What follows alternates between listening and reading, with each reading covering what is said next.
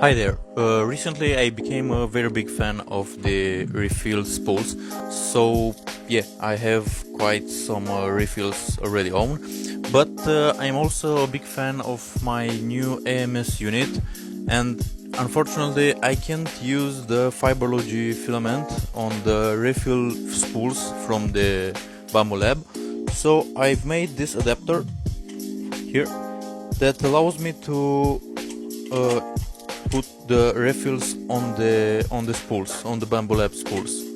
So I put the adapter on the Bamboo Lab spool, the refill from the Fiberlogy, and the other part from the Bamboo Lab spool just snaps normally. And there you go, you can use now the Fiberlogy refill spools on the AMS unit with no problem. If you wanna use this adapter, you will find the link in my bio to check the 3D model. So yeah, happy printing!